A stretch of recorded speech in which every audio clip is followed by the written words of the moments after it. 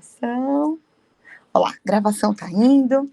Então, assim, esse livro, gente, é um livro muito maravilhoso. Ele já é um pouco mais compridinho do que os outros, né? Porque esse daqui tem 28 capítulos. Aquelas cartas que a gente estava lendo eram cartas bem curtinhas, né? Tanto que a gente fazia, assim, em uma semana a gente fazia a leitura de uma carta, né? Esses daqui já não, esses daqui já vai demorar aí um pouquinho mais. Acho que vai ficar mais de um mês aí, né? Então, falando um pouquinho, eu só queria, antes da gente começar a ler o capítulo, só comentar brevemente um pouquinho, para a gente se situar, né, de que livro é esse. Então, esse livro, ele é identificado como, se a gente fosse dar um título, como A Igreja que Testemunha, né? Então, esse livro de Atos é uma continuação do Evangelho de Lucas, que, inclusive, eu acho que, deixa eu ver se eu vou conseguir, ontem eu estava aqui vendo uma imagem, e aí eu falei, quer saber, eu vou compartilhar isso com o pessoal, porque, assim, a gente às vezes acredita que o pessoal que tá aqui, todo mundo já... será que eu fechei a tela, gente? Eu não acredito, eu deixei ontem aqui a tela, acho que eu acabei fechando. Porque a Bíblia, ela não é dividida de forma cronológica, ela não é a sequência dos livros não é de ordem cronológica, creio que a maioria daqui já sabe isso, mas talvez alguém não, e talvez quem vai no YouTube também não saiba. E como ela não é de forma cronológica, ela é dividida por, vamos dizer que assim, assuntos. Eu tenho um PDF aqui, bacana, que ontem eu estava aqui fuçando minhas coisas e eu achei. Aí eu falei, quer saber, eu vou compartilhar com o pessoal esse PDF aqui, porque às vezes entra gente nova, às vezes entra gente no YouTube e não sabe. E isso ajuda a gente a ir tendo... gente, mas eu tô confusa aqui, parece. Hoje eu tô meio confusa, meio lenta, tô ainda pegando tranco. Deixa eu ver se vai aparecer para vocês, ó, tá carregando, né? Então, a imagem que mostra da divisão da Bíblia, porque, assim, eu entrei nesse assunto por quê? Porque a gente está falando que o autor desse livro é Lucas, que foi quem escreveu o Evangelho. E aí eu queria trazer aqui pra gente...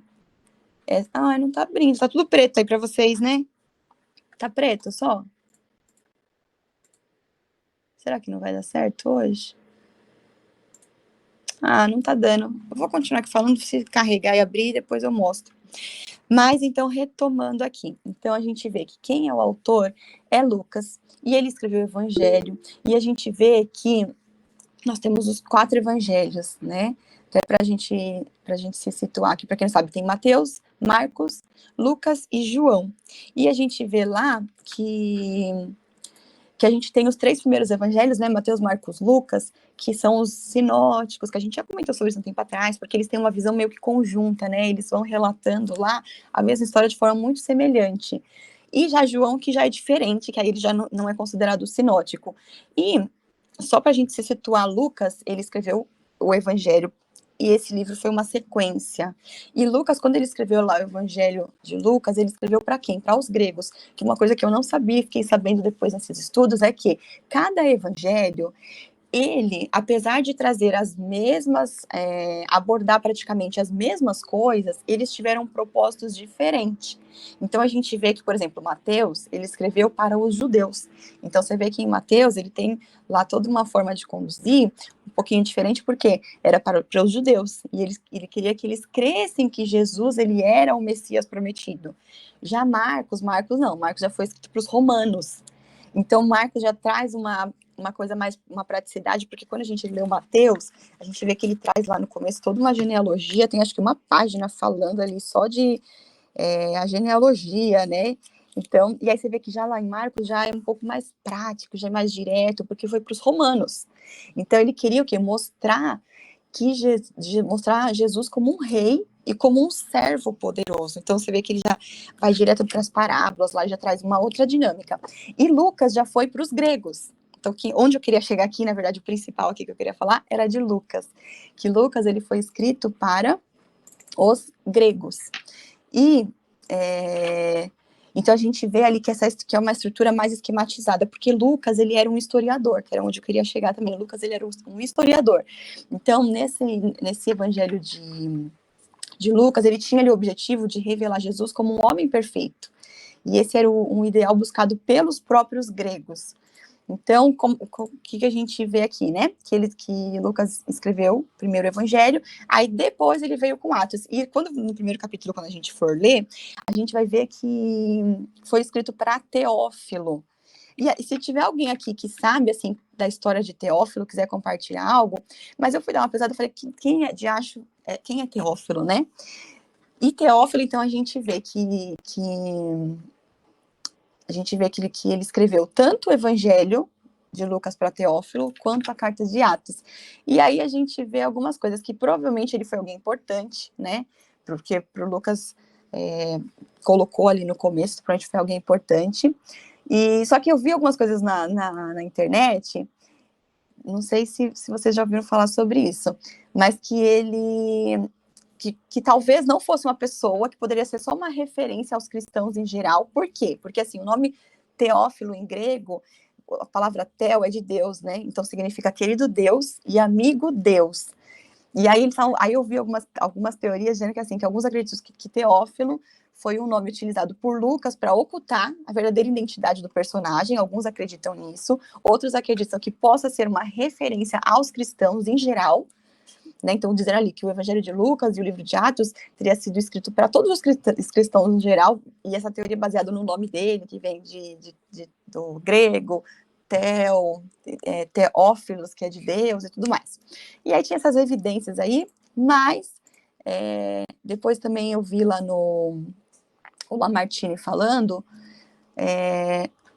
quer ver que ele fala aqui? Deixa eu ver se eu acho. Daqui a pouco eu vou achar e eu complemento isso do Teófilo, mas se alguém tiver alguma... Depois eu vou achar que ao longo que eu for lendo, eu vou achar aqui que o Lamartine ele traz algo mais embasado do Teófilo. Se alguém tiver também alguma informação dele e quiser compartilhar, é bem-vindo, tá? Pode abrir o microfone, falar, podemos abrir aqui. Mas então a gente vê que no livro de Atos, Lucas faz um relato muito assim precioso do nascimento e da expansão da igreja, né? Debaixo ali da liderança dos apóstolos e do empoderamento do Espírito Santo. Então a gente vai ver lá no segundo capítulo, o dia de Pentecostes, né? Vai ser muito legal. Então a gente vê assim que Lucas ele vai relatar essa expansão, né? Essa expansão a partir da ascensão de Cristo e a ordem para que os discípulos permanecessem em Jerusalém, permanecessem ali orando, permanecessem ali intercedendo, até que eles fossem revestidos de poder, né, que no caso ali do Espírito Santo. Então a gente vai ver ali no dia de Pentecostes que o Espírito Santo ele caiu sobre 120 discípulos no cenáculo, e então a igreja depois disso sai para testemunhar com grande ousadia, né? Então a gente vê que as pessoas depois criam assim uma coragem, uma ousadia para realmente pregar o evangelho, né? E a gente vê que os discípulos eles estavam com muito medo no início, né? Medo, assim, também de serem mortos, assim como Cristo foi, mas que depois que aconteceu toda essa questão do Espírito Santo, que essa vinda do Espírito Santo, eles ficaram realmente bem empoderados, né, eles estavam assim, aquela coisa que nada podia impedi-los mais de dar o testemunho. Então a gente vê ali que Lucas, ele retrata essa expansão do evangelho, começando ali por Pentecostes, depois ele vai indo até a prisão ali de Paulo, então a gente vai ver toda essa... E como ele era um historiador, então a gente vai ver tudo de uma forma bem, assim, vendo de uma forma bem cronológica que ele gosta, né? Então o livro ele começa ali com a ordem de Jesus para que os discípulos aguardassem em Jerusalém, para que eles fossem revestidos com o poder que vinha do alto, né? E passando depois pelas viagens missionárias, que a gente vai ver as viagens de Paulo, e terminando com Paulo ali sendo preso. Então é isso que a gente aqui é só um breve spoilerzinho para quando a gente for ler, a gente já ir lendo com esse olhar de sabendo, né? Já situada do que vai acontecer. Então, assim, um pano de fundo aqui, um propósito do porquê desse livro. Então, a gente vê que ele foi escrito para Teófilo, então a gente presume que o objetivo do relato de Atos é o mesmo do relato de Evangelhos, né? Do mesmo do Evangelho de Lucas. E ele foi, assim, escrito para confirmar a fé dos crentes ali, né? E a história dos apóstolos, que ele cobria aproximadamente 30 anos da igreja primitiva, e a gente vai ver como ali uma figura central do livro é do Espírito Santo, né? E só mais um detalhe aqui para a gente poder encerrar e poder ouvir o áudio. E a gente vai ver que Lucas, ele acompanhou Paulo né, em alguma de suas viagens missionárias. E a gente vê em alguns livros, inclusive nas cartas de Paulo, a gente vê em algumas cartas de Paulo, uma delas é Colossenses, que a gente leu junto, que a gente vê Paulo relatando, né, que teve uma situação que ele comenta que ele foi abandonado por todo mundo, mas Lucas estava com ele. Então a gente vê que Lucas, ele esteve realmente junto de Paulo, né? Então Lucas, ele velejou com Paulo para Roma, ele estava junto com Paulo na prisão. Então também isso é relatado, que ele estava com Paulo na prisão. Teve um momento em que Paulo, ele ficou preso, mas ele ficou numa prisão domiciliar. Então ele ficou ali por uns 2 anos ali com o apóstolo. Então imagina o tanto que ele, né, não aprendeu ali com o apóstolo Paulo, né? Que era um cara, assim, extremamente experiente. Então a gente vai ver ali, só para a gente fechar, no capítulo 1 a gente vai ver ali o começo ali com Pedro, né, com Pedro ali, e o início da igreja em Jerusalém. A gente vai ver isso lá no capítulo 1 e 2, a gente vai ver também o ministério de Pedro, a gente vai ver aqui, sei lá, no capítulo 3, e a vida de Estevão e do Barnabé, a gente vai ver isso lá no capítulo 3, até mais ou menos no capítulo 8, a gente vai ver também a conversão de Paulo, lá por volta do capítulo 9, que a gente até comentou nos outros encontros que a gente fez, que Paulo, ele era um grande perseguidor dos cristãos, né? Ele era super perseguidor. E aí depois a gente vê ali, que era um cara extremamente, que conhecia muito da palavra, né? Conhecia super da palavra. E depois a gente vai ver ali Paulo transbordando e partilhando o evangelho de forma grandiosa, né? Então a gente vai ver isso lá para o capítulo 9. Bom, e aí então vamos começar. Aí a gente vai ver as viagens de Paulo, né, as viagens missionárias dele, depois vamos ver lá o finalizando ali a prisão. Alguém abriu aí, acho que quer falar alguma coisa? Ou não? Parece que eu ouvi um barulhinho.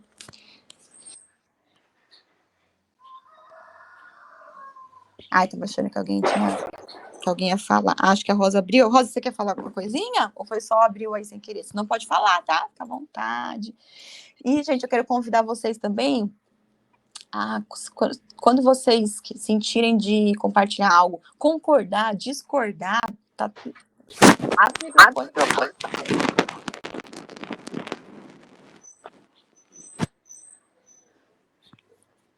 Então vamos prosseguir. Eu vou colocar pra gente o capítulo 1, pra gente poder... Eu vou desativar aqui o som só da Rosa, então, porque eu acho que eu abriu sem querer, só pra não ficar esse barulhinho no fundo. Qualquer coisa você abre de novo, tá? achei o que eu queria, gente. Olha só, deu tempo de eu achar aqui o que eu queria mostrar rapidinho. Isso aqui, ó, eu acho que é bacana, porque às vezes nem todo mundo tem Bíblia. Ontem a gente estava comentando com a Cleide lá na igreja, né? A gente estava falando, ai, Deus, eu tenho um bocado de Bíblia lá em casa. Ela, nossa, eu tenho, inclusive preciso doar. Porque às vezes tem pessoas que realmente não têm, e às vezes tem pessoas que só olham pela internet, ou às vezes tem Bíblia que não tem essa divisão. E acho que é bacana aqui, só pra gente ver e a gente se situar. Aqui eu tô colocando o Novo Testamento porque a gente tá lendo aqui o Novo Testamento agora. Mas quando a gente pega o Antigo Testamento, a gente vai ver, deixa eu ver se eu consigo abrir aqui também. A gente vê que a Bíblia, ela é toda dividida. E aqui eu trouxe essas corzinhas, que ó, fica bacana pra gente ver. Ah, saiu, né? A imagem. Tem hora que esse computador fica doido, parece. Ele fecha aqui as coisas. Mas olha só para vocês verem. Quando a gente pega lá então a gente tem o Antigo Testamento, o Novo Testamento. No Novo Testamento, ó, em vermelhinho, são os evangelhos. Então a gente tem essa divisão. Os 4 evangelhos que eu falei, Mateus, Marcos, Lucas, que são os sinóticos, o João, que já vem numa linguagem, já vem um pouquinho diferente já dos outros evangelhos. Aí a gente vê aqui na parte de história, Atos, epístola, tá vendo tudo em azul aqui, ó, são as cartas, e dessas 21 cartas que eu comentei, 13 foram que Paulo escreveu. Então, olha só o quanto que Paulo escreveu, né? E por fim, a gente tem aqui Apocalipse. E aí, só descendo aqui mais um, aqui, ó, o que tá de rosinha, tá mostrando que são as epístolas paulinas, né? Que as que Paulo escreveu. Essas que estão aqui em laranjinha são as outras gerais. Aí aqui tem aqui que Pedro escreveu, João escreveu, que Judas escreveu, tem aqui outras, né? Hebreus que não se sabe o autor. E aqui, ó, em cinzinha, ele traz um pouco mais específico ainda, são as epístolas pastorais, que a gente leu, 1 Timóteo, 2 Timóteo, e Tito, que falta a gente ler ainda. São as epístolas pastorais, e aqui, epístolas gerais, que a gente vê as epístolas pessoais, que são essa aqui, João, 2 João e 3 João. E aqui no Novo Testamento, só para quem tiver curiosidade também não viu, deixa eu ver se... Aqui, ó. Novo Testamento. A gente tem aqui a divisão de Pentateuco, os livros históricos, que o Pentateuco são os primeiros cinco que foram escritos, que falam ali, né, tem toda essa questão da criação lá em Gênesis, a gente vai ver toda ali Enfim, eu não vou entrar nisso aqui agora, mas é só para a gente saber que tem essa divisão, para vocês saberem que não é em ordem cronológica, não foi a ordem que foi escrita, mas que traz ali por assuntos. Tanto que a gente leu Jó, e Jó é falado que foi possivelmente o primeiro livro, né? E Jó, ele tá aqui junto, ó, no verdinho, que são os poéticos, que tá junto com Salmos, Provérbios, Eclesiastes, Cantares. Então, só para a gente saber que isso é legal, quando eu descobri, que eu não sabia, achei bacana. Então, eu vou colocar aqui para a gente agora o áudio. Bora compartilhar e seguir aqui no primeiro capítulo. Meu computador tá lento que só. Ninguém merece essa lerdeza aqui toda.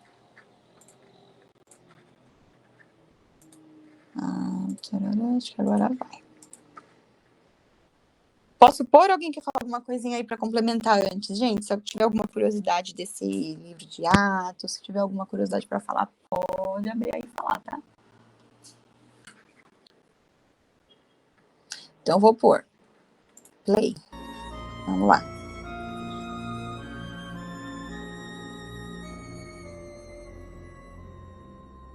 Atos dos Apóstolos, capítulo 1. Prezado Teófilo, no primeiro livro que escrevi, contei tudo o que Jesus fez e ensinou, desde o começo do seu trabalho até o dia em que ele foi levado para o céu. Antes de ir para o céu, ele deu ordens, pelo poder do Espírito Santo, aos homens que ele havia escolhido como apóstolos. Depois da sua morte, Jesus apareceu a eles de muitas maneiras, durante 40 dias, provando, sem deixar dúvida nenhuma, que estava vivo. Os apóstolos viram Jesus e ele conversava com eles a respeito do reino de Deus.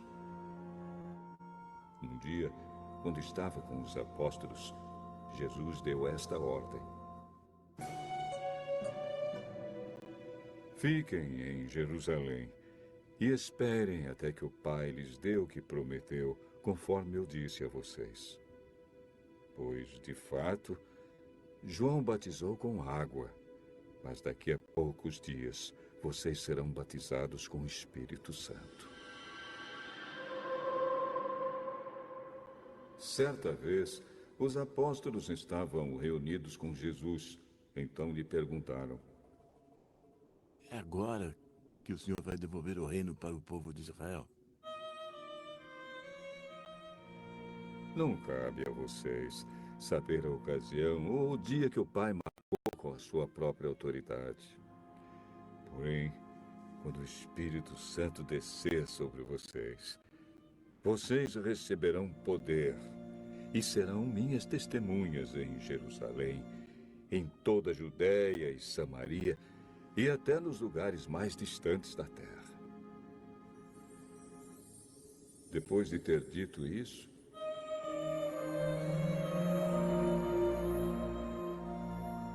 Jesus foi levado para o céu diante deles. Então uma nuvem o cobriu e eles não puderam vê-lo mais. Eles ainda estavam olhando firme para o céu enquanto Jesus subia, quando 2 homens vestidos de branco apareceram perto deles e disseram: homens da Galileia, por que vocês estão aí olhando para o céu? Esse Jesus que estava com vocês e que foi levado para o céu, voltará do mesmo modo que vocês o ouviram subir. Então os apóstolos desceram o Monte das Oliveiras e voltaram para Jerusalém. O monte fica mais ou menos a 1 quilômetro da cidade.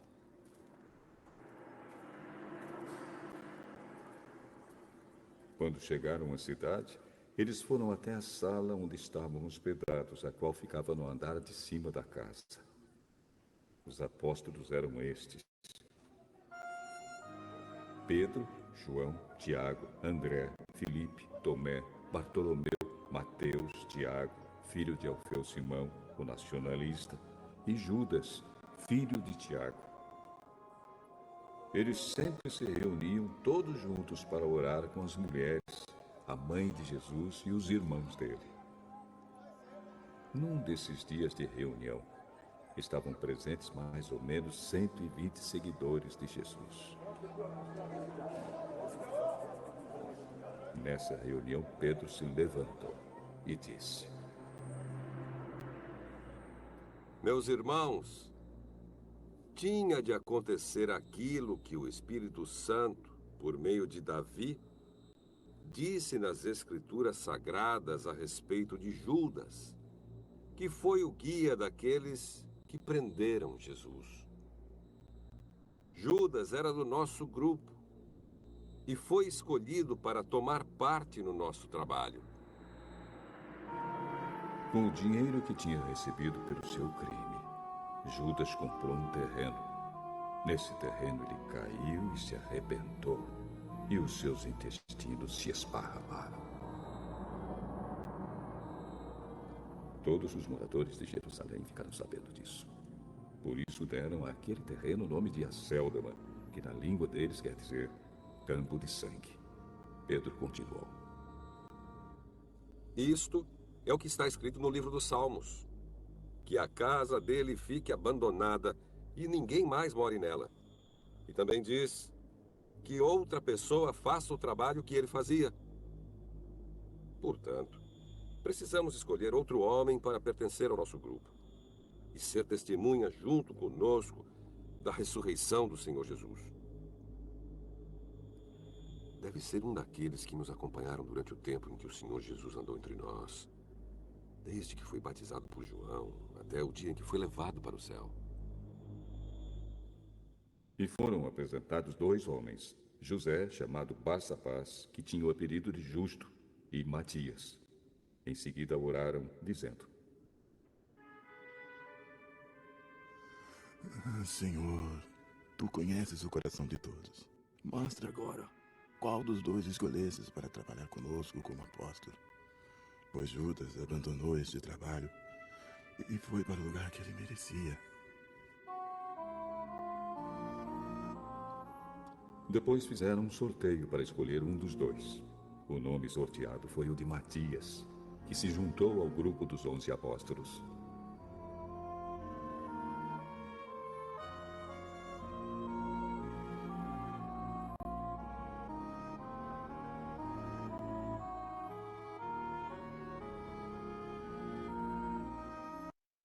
Então, vamos lá. Então, assim, aqui a gente vê, começando ali, né, do primeiro versículo até o 5, a gente vê ali da promessa do Espírito Santo, depois a gente vê ali do 6 até o 11, a ascensão de Jesus, e a gente vê do 12 em diante, a escolha de Matias. Então, vamos destrinchar um pouquinho de cada assunto aqui, né? Então, a gente começa ali dizendo, né, que em meu livro anterior, então agora a gente já sabe que o livro anterior foi o que? O Evangelho de Lucas, né, só pra gente se situar e saber que diacho é esse livro que ele tá comentando, pra gente não ficar perdido lá. Então a gente vê que aqui, né, nesse primeiro capítulo, que ali após a ressurreição, a gente vê que Jesus, ele deu ordem específica, né, para os apóstolos, para que eles permanecessem ali em Jerusalém. E eles só poderiam sair lá depois de eles serem revestidos do alto, né? De eles serem revestidos do poder do Espírito Santo. E esse é um livro que vai falar bastante sobre isso, né? E é uma oportunidade da gente se aprofundar mais depois no Espírito Santo. Hoje a gente já está com pouco tempo, mas depois eu vou dar uma relida num livro que eu tenho aqui, do Benihim, que chama, acho que é Benihim que fala, chama Bom Dia Espírito Santo. É um livro bem conhecido. Benihim foi, assim, poderoso, maravilhoso. E ele assim, só fala sobre o Espírito Santo, e ele conta ali como é que foi, né, o processo dele com o Espírito Santo, e é muito lindo de ver, e ele fala que, né, eu convidei o Espírito Santo para ser meu amigo, para ser o meu guia constante, nós precisamos fazer isso, né? Convidar o Espírito Santo de Deus a ser o nosso guia em todo momento. E ele fala aqui, né, que é o seguinte, que o Espírito Santo é uma pessoa e que a gente tem que estar sempre atento para não entristecer o Espírito Santo de Deus, né? Então a gente realmente precisa criar essa conexão, e hoje não vai dar para a gente se aprofundar nisso, mas amanhã vai ter um relato aqui de Pentecostes, depois a gente, né, pode comentar mais, mas só para a gente poder já se situar que vai ter muito esse assunto aqui, depois eu vou dar uma olhada nesse livro. Alguém já leu esse livro? Nossa, ele é muito maravilhoso, esse livro, muito, muito poderoso, assim, ele abriu totalmente minha visão, assim, meu olhar. E quando eu comecei a ler a Bíblia, gente, a minha história, assim, minha família toda era budista, eu nunca tive uma Bíblia em casa, nunca tinha ido numa igreja, a não ser um batismo de criança, assim, nunca tinha nada. Nunca tinha entrado em igreja, nada, não sabia nada que eu imaginava, nada. E quando eu comecei a participar, eu falava assim, Flávia, eu não entendo nada, o que é isso? Espírito Santo, Jesus, Deus, por que fica? Não estou entendendo por que tem tanta... Não entendo. Aí ela me trouxe uma explicação que foi tão assim, fácil de entender. Ela falou, mas é como ovo. É tudo Deus, né? Deus, Espírito Santo, Jesus, são Deus. Mas é como o ovo. O ovo tem a gema, tem a clara e tem a casca. E eu falei, nossa, olha só, né? Às vezes a pessoa traz, às vezes a gente fica perdida ali no começo, né? Para pessoa que não entendia nada, e depois eu fui para uma linha de totalmente para o lado esotérico, fui conhecer um monte de religião, fui me iniciar em várias terapias de cura, tudo que você imaginar, Reiki, Theta Healing, Diksha, Intuitive Healing, xamanismo, tudo quanto é coisa, aquele chá lá eu tomei, como é que chama? Esqueci o ayahuasca, tudo que você imaginar eu fiz na vida. E depois fui me encontrar com a Bíblia, graças a Deus, né? Graças a Deus encontrei o verdadeiro caminho, porque eu vivia procurando um monte de coisa, sempre sentia que faltava alguma coisa, e faltava mesmo, que faltava a verdade, né? Porque conhecereis a verdade vos libertará. Faltava a verdade. Enfim, e aí, então o Espírito Santo de Deus é algo que a gente tem que se aprofundar, entender que é uma pessoa, e acho que nós vamos ter muita oportunidade de falar sobre isso aqui, né? Mas voltando aqui, então a gente vê lá que os apóstolos, eles obedeceram, né, e testemunharam coisas incríveis, e a gente vê ali que uma delas foi a ascensão de Jesus Cristo ao céu, né, e então enquanto ali o Senhor começou a flutuar, em algum momento 2 anjos apareceram ao lado dele, que a gente vai ver lá em Atos, nesse primeiro capítulo, lá no 8, do 8 ao 12, a gente vai ver lá, né, que 2 anjos apareceram ao lado dele e deram um aviso às testemunhas, né, que vou até ler aqui rapidinho aqui o que fala do 8. Homens galileus, por que estáis olhando para o céu? Este Jesus que foi tomado de vós acima ao céu, assim virá, da maneira como vistes ir ao céu. Só lendo aqui esse trechinho, né? Então, da mesma forma que Jesus subiu, ele vai voltar, né? E após isso a gente vê ali Pedro, que ele assume a liderança apostólica, né? Desse novo tempo de ministério, e a gente vê ali uma transformação muito, muito poderosa, né, na vida ali deles, e a gente vê ali que Pedro, ele apresenta, então a gente vê lá depois, né, a partir do capítulo 12, que a gente vê ali que Judas traiu Jesus, né, então eles que estavam em 12 ficaram 11. E então eles falaram, vamos ter que nomear mais uma pessoa. E aí a gente vê todo o relato aqui a partir do 12, né? Então ali Pedro, ele apresenta ali a necessidade da nomeação de um novo apóstolo para o lugar de Judas, né? O Judas Iscariotes, que a gente inclusive tem o livro de Judas aqui, né? Mas aí é outro Judas. Então a gente vê ali que eles fazem ali uma oração, pedindo direcionamento de Deus, e aí eles chegam ali no Matias, né? Matias foi nomeado. E a gente... assim, muitas pessoas falam, porque a gente vê que Matias não tem muito relato, assim, né, de grandes coisas que foram feitas por ele, não tem muitos relatos dele, mas a gente vê algumas pessoas que falam que o 12º apóstolo, que foi Paulo, né, que Paulo realmente, o cara foi brabo, né, o cara era brabo, o cara, meu Deus do céu, olha quanto de relato que tem aqui na Bíblia dele, o tanto de coisa que ele compartilhou, o tanto de viagens que ele fez, o tanto que ele pregou, por onde ele passava ele pregava, e ele era aquele cara, assim, destemido mesmo, né, corajoso, e foi preso, mas, assim, não seguia, continuando ali a missão que o Senhor colocou no coração dele, né, Então, realmente, a gente vê, e quando a gente vê Paulo, a gente entende, assim, como o Senhor é misericordioso, a gente vê uma pessoa que perseguia os cristãos, e a gente vê que o Senhor, ele realmente usa os improváveis. Ontem eu estava conversando isso com o Roger, né, com o Roger, como o Senhor usa as coisas loucas para confundir as sábias, fala na palavra dele, né, o Senhor usa as coisas loucas para confundir as sábias. Então, a gente vê ali muitos relatos na Bíblia de realmente o Senhor usando o improvável, né, o menorzinho lá, a gente pegou ontem na igreja, lá na salinha das crianças, a gente contou a história de Davi e Golias. Foi super divertido, que aí eu levei um cadarço para eles fingirem que era funda, foi bem legal. E aí a gente vê o quê? O Senhor usou Davi, um pequenininho, improvável, pastorzinho de ovelha. Mas no secreto ele estava sendo preparado, e ele era o que? Obediente, tinha um coração obediente. Então a gente vê que o Senhor, ele escolhe os improváveis mesmo, né? E a gente vê Paulo ali sendo um grande homem. Então, é muito falado que esse 12º, talvez eles tenham sido um pouco precipitados em nomear talvez não era hora, não sei, talvez era, ou era para ter o Matias e passar pela história, mas muitos falam assim, o 12º é considerado Paulo, né, que fez ali grandes obras. Então, só para a gente encerrar, porque falta 3 minutos, então a gente vê que, assim, a gente, quando começa a ler a palavra, quando a gente começa a conhecer essa verdade, a gente quer contar para todo mundo, né? Não sei como é para vocês, mas a gente quer falar. E a gente tem que ter sabedoria no partilhar, né? No partilhar o evangelho. E realmente nós temos esse chamado, todos nós, esse chamado de pregar o evangelho por todo mundo. E a gente precisa estar revestido do Espírito Santo de Deus, né? A gente precisa estar revestido do Espírito Santo de Deus. E eu até comentei aqui uma vez, a gente tem cada um o seu jeitinho de falar, né? Cada um tem o seu jeitinho. Esses dias a Paula compartilhou, a Paula que participa às vezes aqui do grupo, ela compartilhou um vídeo comigo de um cara aí na internet, que o cara tá assim, estourado agora. É um cara, acho que ele é do Rio de Janeiro, tem todo aquele sotaque carioca, ele é super engraçado, super divertido, e ele criou uma forma ali de compartilhar o evangelho no Instagram de uma forma super bem humorada. É muito divertido, ele simula assim, tipo, como se ele pega assim, sempre alguma coisa fingindo que é um telefone, e aí ele começa, alô, pai, sempre ele começa assim, alô, pai, então, pai, aí ele começa a conversar, sempre trazendo algum versículo, mas sempre trazendo de uma forma bem humorada, né? Então, pai, eu vi lá na sua palavra que os humilhados serão exaltados, mas como adiantar? Quando é que eu vou ser exaltado? Porque aí eu já me poupo aqui de algumas humilhações e tal. Aí ele começa assim, sabe, traz de um jeito bem humorado, divertido. A página do cara, acho que em menos de 3 semanas, saiu de menos de 10 mil seguidores, já tá, acho que com mais de 60. Ontem eu vi, tava com mais de 60 e poucos mil seguidores.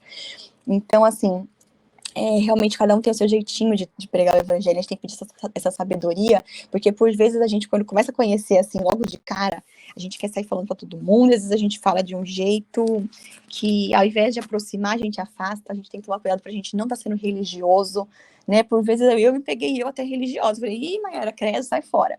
Nada de religiosidade, porque Jesus odiava religiosidade, ele batia pesado nos fariseus, né, você via ali, se a gente vê nos testemunhos lá de evangelho, ele batendo pesado, então assim, não agrada religiosidade. Então realmente, aí eu tô falando isso, agora por que eu tava falando isso? Eu tava falando isso porque às vezes a gente quer fazer a obra de Deus, né? A gente quer seguir ali esse mandamento de anunciar o evangelho, e muitas vezes a gente precisa buscar essa unção do Senhor, né? Essa direção do Senhor. Então a gente precisa, eu tô falando isso para mim, principalmente, assim, ter esse coração obediente, a gente tá nessa submissão, ter esse temor ao Senhor. E uma vez eu vi uma frase de uma mulher aí na internet que ela falou assim: desobediência tardia é desobediência. Eu achei tão interessante essa frase dela, essa colocação dela, porque por vezes a gente sabe o que a gente tem que fazer. Olha só, anteontem, de sábado para domingo, na hora que eu fui dormir, eu fui fazer uma oração e me veio uma pessoa na cabeça. Eu tava orando, aí do nada veio a pessoa assim, ó, tal pessoa chama pro devocional. Falei, eita, mas eu vou chamar essa pessoa. Falei, ai, será, gente? Aí fiquei meio assim, falei, ai, Roger, chama aí essa pessoa. Fiquei meio assim de chamar, meio sem jeito. Aí o Roger acabou, né, ó, chamou, aí, por fim, ontem à noite, era meia-noite, a hora que eu fui dormir, me veio de novo a pessoa na cabeça. Eu falei, ai, meu Deus, olha, eu sendo desobediente, o Senhor me colocou no coração pra fazer uma coisa, eu não fiz, tá vindo de novo. Falei, deixa eu fazer isso agora, meia-noite mesmo. Falei, vou pegar o celular, vou mandar agora mesmo. E o que acontece? O pessoal não viu a mensagem lá do grupo. Talvez se eu tivesse mandado mais cedo, Talvez a pessoa pudesse ter se planejado, ter entrado e estar aqui hoje. Talvez o Senhor queria falar com essa pessoa, não sei. Mas, enfim, mandei. Mas foi uma desobediência tardia. E a gente precisa obedecer no momento. A gente tem que obedecer ao Senhor quando Ele pede, né? A gente tem que obedecer. E quando a gente está caminhando em obediência, né? A gente tem que lembrar que a gente está na era da graça, que o Senhor, Ele nos unge.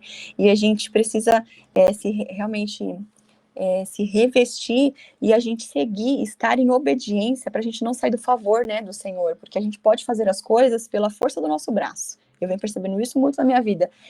Às vezes a gente quer fazer as coisas pela força do nosso braço, mas a gente pode fazer pelo favor de Deus, né? E para a gente estar nesse favor de Deus e não sair desse favor de Deus, a gente tem que estar em obediência, né? Tendo temor ao Senhor, estando submisso, tendo essa obediência. E essa obediência, ela não pode ser tardia. Ontem caiu essa ficha aqui para mim. Essa obediência tardia, Mayara, por vezes, você está prejudicando o processo, porque você deve obedecer quando eu pedi obedecer, não quando você acha que é para obedecer, ou porque a gente às vezes não faz, porque a gente às vezes tem medo, às vezes porque a gente fica pensando, o que o outro vai pensar, o que o outro vai falar, fica querendo, né, criar um monte de coisa na cabeça, e não tem que, a gente só tem que fazer, porque a gente estava comentando aqui, eu e o Roger, gente, eu já vou encerrar, tá? A igreja que eu participo, né, que tem algumas pessoas aqui também que participam, ela tá, assim, uma bênção, né, crescendo, tá muito maravilhoso. E aí o Roger outro dia comentou, antes do pastor crescer de espaço, ele poderia fazer um culto à noite, que não tem ainda o culto, ele faz só o culto de manhã, de domingo de manhã, né, e tal, e tudo mais. E aí o Roger indo muito pela lógica, né? Realmente na lógica faz sentido. Poderia fazer um outro culto, vamos deixar encher primeiro, depois você amplia, tá. Poderia na lógica pensando isso. Só que acontece que o Senhor, a lógica do Senhor é totalmente diferente da nossa lógica humana. Então quando Deus dá uma visão, Deus deu uma visão, Ele vai dar provisão. A gente tem que pensar muito nisso, né? Eu estava conversando isso com ele. O Senhor dá uma visão, Ele dá provisão. Quando a gente vê lá a história lá de Gideão, do exército, que a gente vê aquele exército enorme que ele tinha, e por fim ficaram com 300, e foi com esses 300 que ele foi à luta, o Senhor, Ele deu uma estratégia.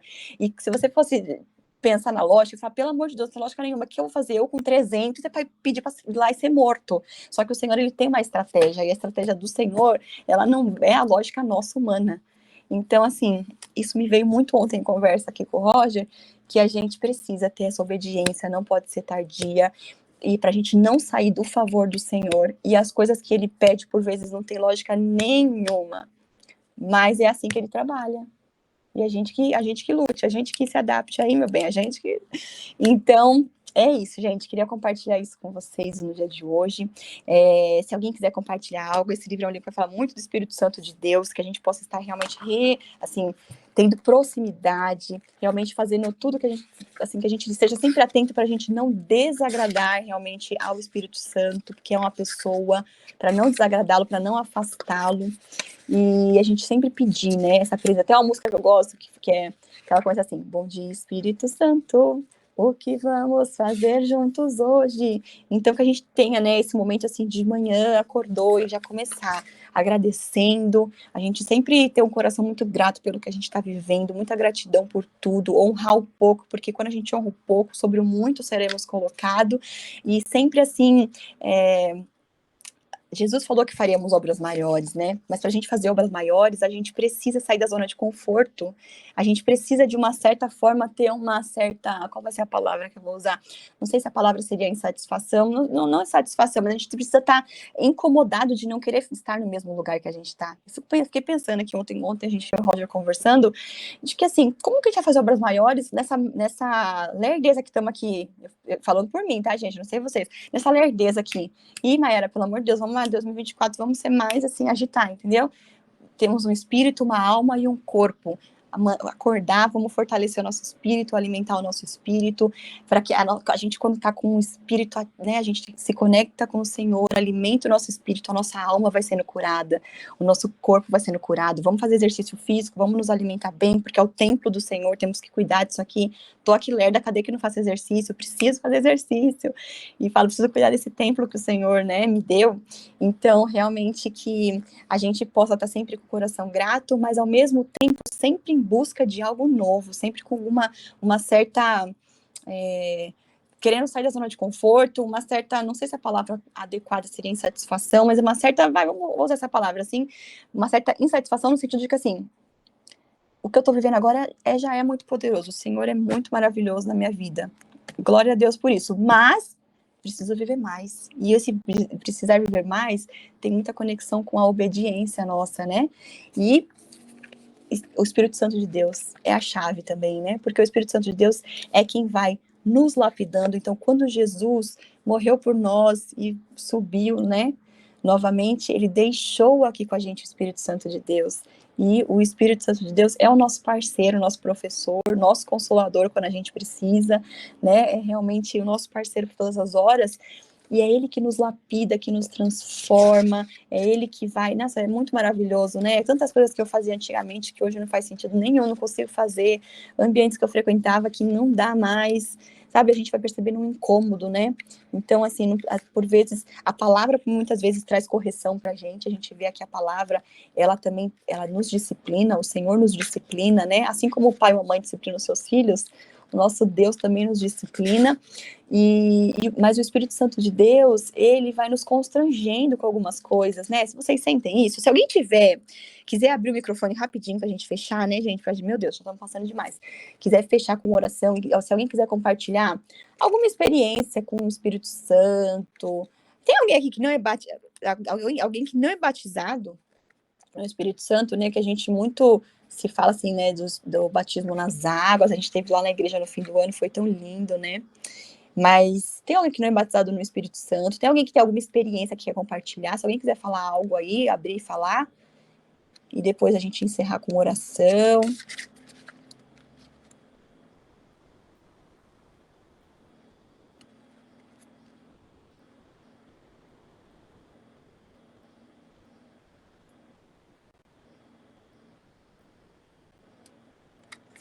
Posso falar uma coisa? Só enquanto alguém abre o microfone para orar, então aqui no livro, abrindo uma página, nesse livro do Bom Dia Espírito Santo, que ele fala assim, ó, está pronto para conhecer o Espírito Santo de forma íntima e pessoal? Você quer ouvir a sua voz? Você está preparado para conhecê-lo como uma pessoa? Aí ele fala aqui o seguinte, foi exatamente o que aconteceu comigo e transformou drasticamente a minha vida. Foi uma experiência intensamente pessoal e baseou-se na palavra de Deus. Então, e ele fala aqui que aconteceu quando convidei o Espírito Santo para ser meu amigo pessoal, para ser o meu guia constante, para que me pegasse pela mão e me levasse toda a verdade. E o que ele vai expor e revelar a você nas escrituras fará com que seus estudos bíblicos ganhem vida. Por isso que sempre quando a gente ora, a gente tem que já pedir a presença do Espírito Santo, né? Para que ele conduza o nosso estudo aqui. Porque uma coisa é a gente ler a Bíblia como se fosse um livro, pegar e ler. Outra coisa é a gente ler para que o Espírito Santo nos revele a palavra. É completamente diferente. Então, tem gente que fala assim, eu abro a Bíblia e não entendo nada. Realmente, você vai ler como um livro, você não vai entender nada mesmo. Vai entender nada, coisa nenhuma. Você vai falar, meu Deus, que absurdo essas coisas que estão aqui. Que eu lia lá e achava um absurdo. Falei, gente, que Deus é esse? Credo, que Deus mais... Né, lá quando a gente pega ali a parte do Antigo Testamento, falei, gente, que Deus é esse? Que eu não estou entendendo coisa nenhuma. Quando a gente foi ler lá Ezequiel, Jesus amado, no começo eu estava assim, não entendendo coisa nenhuma. E aí o Espírito Santo vai revelando, vai trabalhando, vai realmente complementando o nosso estudo e é maravilhoso. E é isso, meus queridos. Falta 3 minutos para acabar a nossa chamada. Alguém pode fechar aí para a gente orando? Amém.